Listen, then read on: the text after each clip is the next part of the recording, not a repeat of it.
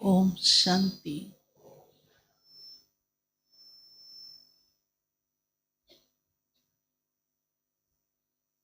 आज प्यारे बाबा ने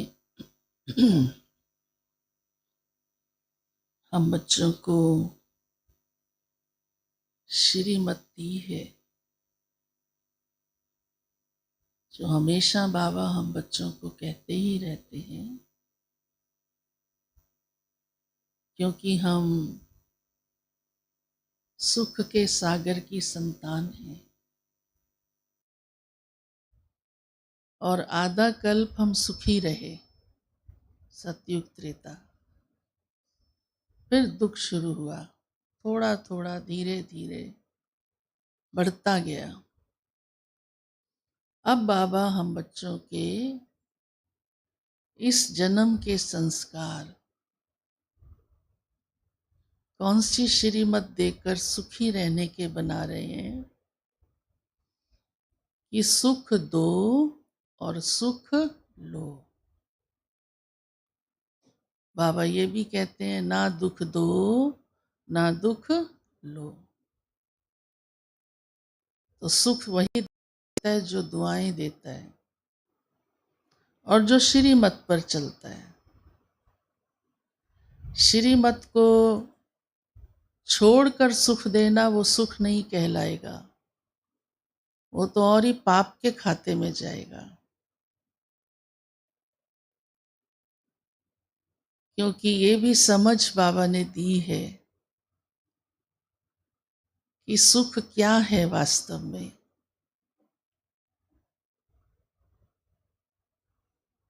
किसी आत्मा का उत्थान करना, बाबा सभी बातें हम बच्चों को समझाते हैं कि हमारा कोई ऐसा कर्म नहीं होना चाहिए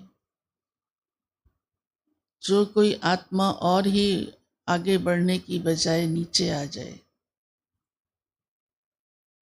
तो आज प्यारे बाबा ने कहा है कि आधा कल्प पुरानी दुनिया दुख की चलती है और आधा कल्प नई दुनिया सुख की चलती है, और अब हम सब चल रहे हैं सुख की दुनिया में। साथ ही बाबा ने बुद्धिमान बच्चों की निशानी सुनाई है कि जो मेरे बुद्धिमान बच्चे हैं वो एक राज को समझ लेते हैं और फिर उसी अनुसार उनका पुरुषार्थ चलता है। अब बाबा ने हम बच्चों को कई राज सुनाए हैं, उसी के आधार से ही हमारा ये ब्राह्मण जीवन आगे बढ़ता है और प्यारे बाबा से हमारा योग लगता है।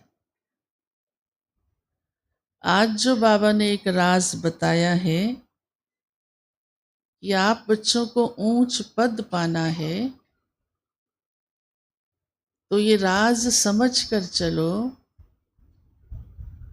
कि ये ड्रामा बेहद का है, जिसमें सुख और दुख का पार्ट चलता रहता है।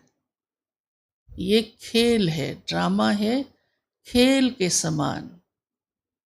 खेल में हार जीत भी होती है, दोनों पक्षों की जीत हो जाए ये भी नहीं, दोनों पक्षों की हार हो जाए ये भी नहीं। तो ड्रामा ही ऐसा बना हुआ है, बेहद में ही ये ऐसा बना हुआ है, सुख दुख हार जीत चलता है। अब क्या चल रहा है वो बुद्धि में रखकर हमको सुख की दुनिया में चलना है, तो पुरुषार्थ करते चलो।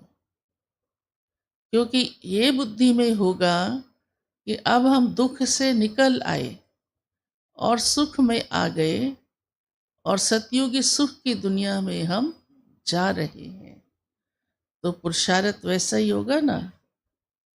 अब हमारा माया के ऊपर जीत पाने का समय है। अब हार का जो रोल था वो पूरा हो गया। तो ऐसे राज प्यारे बाबा हमें समझाते हैं, तो बुद्धिमान बच्चे समझ जाते हैं, उनकी बुद्धि खुल जाती है। और बाबा ने इसीलिए हम बच्चों को वो सारे ज्ञान के रहस्य स्पष्ट कर दिए और वो बुद्धि में चलते रहने चाहिए।